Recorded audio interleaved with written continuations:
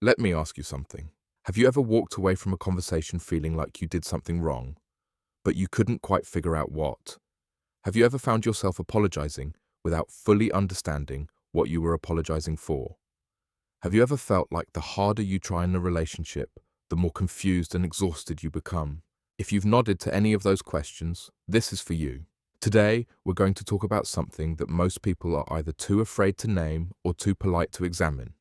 We're going to talk about psychological manipulation, specifically the subtle, often invisible tactics that can be used to control, confuse, and emotionally dominate another person. And we're going to look at 6 of the most powerful ones. Now, before we go any further, I want to be clear about something.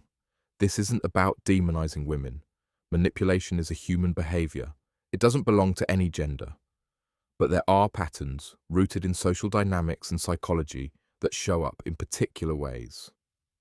Understanding those patterns isn't an attack, it's awareness, and awareness is the only real protection any of us have. So, let's get into it. The first thing you need to understand is the power of guilt. Guilt is one of the most quietly devastating forces in human psychology, and here's why it's so effective. It doesn't require aggression. It doesn't require a raised voice or a direct demand.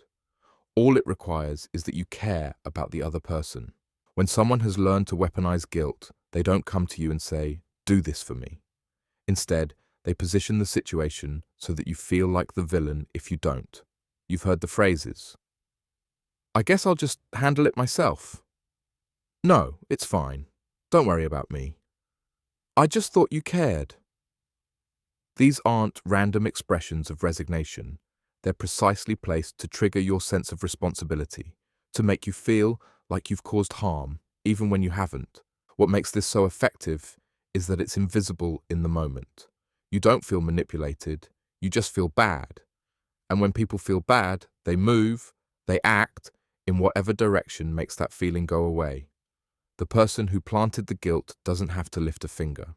The second tactic is something most people have experienced, but few people have named correctly: emotional withdrawal. Silence is powerful.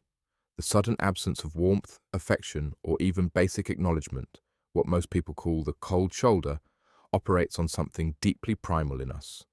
We are wired at a biological level to seek human connection.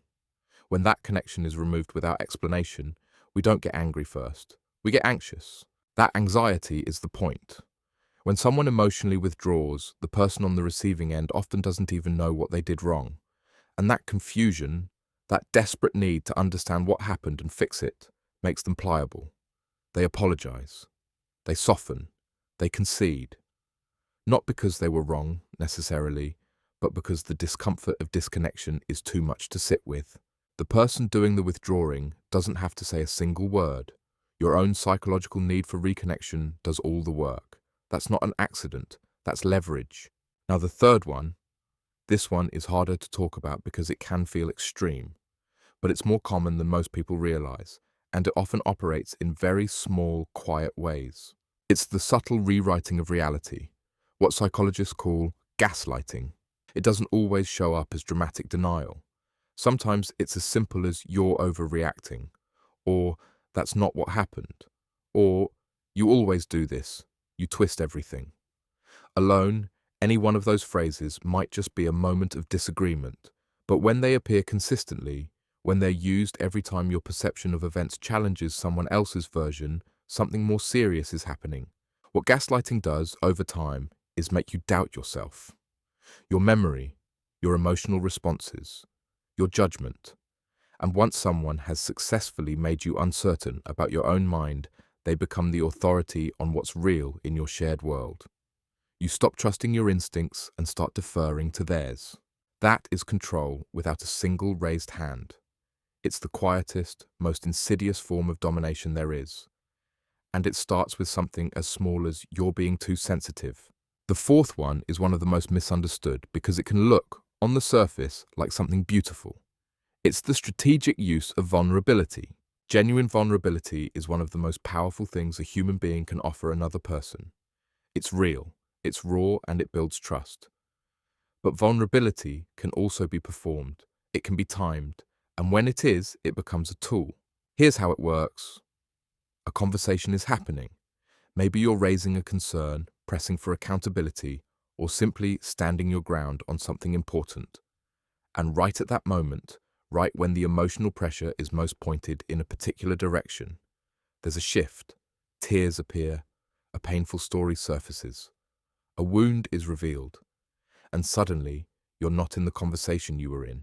You're in a different one. You're comforting now. You're the supportive one. The original point has evaporated.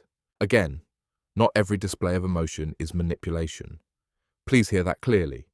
But when there's a pattern, when vulnerability consistently emerges as a shield, right when accountability is approaching, that pattern deserves your attention. Compassion is not a weakness, but it can absolutely be used as a leash. The fifth tactic is one of the most psychologically sophisticated, and it's built on the same mechanism that makes gambling addictive. It's the push-pull dynamic, hot and cold, intensely warm one day, emotionally distant the next, loving and available, then suddenly indifferent. To the person experiencing this, it can feel like an emotional roller coaster, like the relationship is simply unstable. But in many cases, there's something more calculated underneath. Psychologists call the underlying mechanism intermittent reinforcement.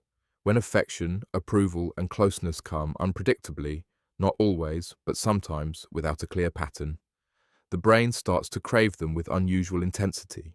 You never know when the good moment is coming, so you stay in a constant state of anticipation. You keep trying. You keep showing up. You keep working for the warmth you remember.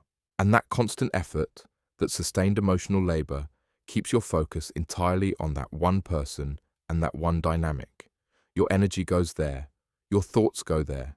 Your time goes there. The push-pull isn't just emotional chaos. It's a mechanism that generates and sustains dependency. And dependency is one of the most powerful chains there is. The sixth and final tactic is one that many people never see coming, because by the time it's in full effect, you're already isolated. It's the manipulation of social proof, the quiet shaping of how other people see you. Here's the thing about reputation. You don't always get to write your own story. In any social environment, the narrative that spreads about you is shaped by many voices. And someone who understands that knows they don't need to attack you directly. They just need to influence the story that gets told about you. It can be as subtle as mentioning your flaws to mutual friends with a look of concern. I'm not saying he's a bad person, I just worry about him sometimes.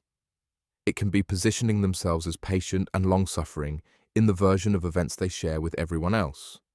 It can be a slow, careful, plausibly deniable character reframe, where your actions are consistently interpreted through the most unflattering lens possible. By the time you realize what's happened, the people around you are already looking at you differently. And that's where the real danger lives, because isolation is the goal.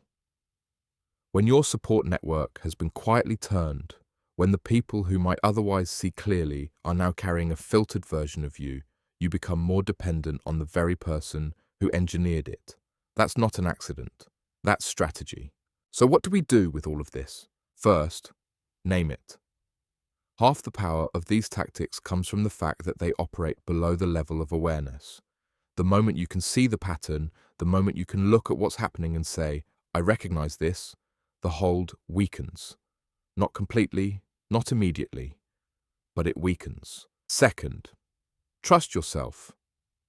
Gaslighting works because it erodes self-trust. Emotional withdrawal works because it exploits your need for connection. The guilt mechanism works because you're a person who cares. These tactics target your best qualities, your empathy, your need for belonging, your compassion. Protecting yourself doesn't mean shutting those things down. It means refusing to let them be used against you. And third, understand that awareness is not cynicism. Learning these patterns doesn't mean you walk through the world suspicious of every emotion, every act of vulnerability, every moment of silence. It means you develop discernment. You learn to tell the difference between what's real and what's strategic, between what connects you and what controls you. Because here's the truth at the center of all of this. Control that requires confusion, guilt, isolation, and self-doubt is not love. It's not care. It's not even a real relationship. Real connection doesn't need you to be smaller. It doesn't need you to be uncertain. It doesn't need you to be dependent. The invisible chains we've talked about today only work in the dark, so bring them into the light. That's where your power lives. End of speech.